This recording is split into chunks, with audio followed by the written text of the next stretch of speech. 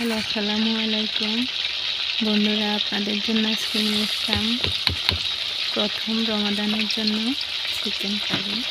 পাতিলের মধ্যে তেল দিয়ে দিলাম, পেঁয়াজ, মরিচ, রসুন সকল ধরনের মশলা দিয়ে মশলাগুলিকে ভালোভাবে বেটে নেব।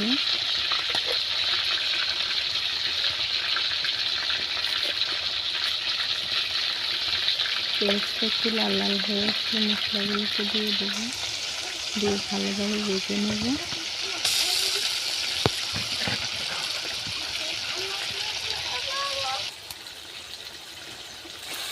রসুন, জিরা, আদা, গরম মশলা, প্রয়োজনীয় সকল মশলা দিয়ে মশলাটাকে ভালোভাবে কষিয়ে নেব।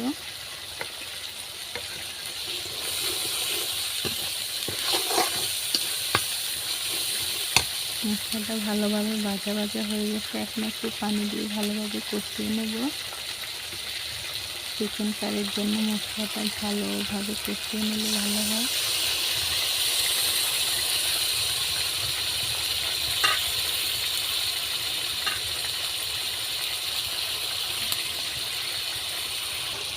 আপনারা এখানে অবশ্যই চেষ্টা করবেন গরম পানি ব্যবহার করার জন্য, আর খুবই অল্প পানি ব্যবহার করার জন্য।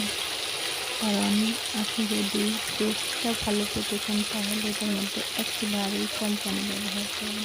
মশলা কষানোর জন্য সামান্য একটু পানি দেবেন এবং তারপরে যখন চিকেনগুলো দিয়ে দেবেন, চিকেন থেকেই আস্তে আস্তে পানি বের হবে। সাথে সাথে আপনি 2-3টে টমেটো কেটে দেবেন।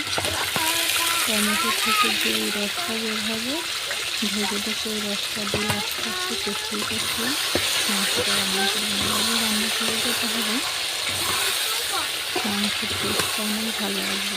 আর আপনি যদি এখানে পানি দিয়ে দেন অনেক বেশি, তাহলে এটার টেস্ট অতটা ভালো হবে না।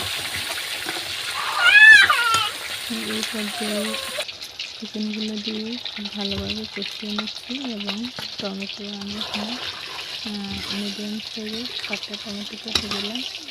এখন আমি এই টমেটোগুলো থেকে যে পানিটা বের হবে ডেকে ডেকে এই পানিটা দিয়ে মাংসটা রান্না করব। মাংসটা ঢেকে দিয়ে 5-10 মিনিট এভাবে নেড়ে চেড়ে রান্না করলে আস্তে আস্তে মাংসটা হয়ে আসবে। টমেটোটা একটু কষিয়ে উঠছে, হালকা একটু গরম পানি দিয়ে দেবেন। গরম পানি দেওয়ার পরে মাংসটা অনেকটা সফট এবং একটা গ্রেভি লুক আসবে। আমি এখানে একটু গরম পানি দিয়ে দিলাম। গরম পানিটা দেওয়ার পরে মাংসটাকে ভালোভাবে নেড়ে চেড়ে ঢেকে দিব।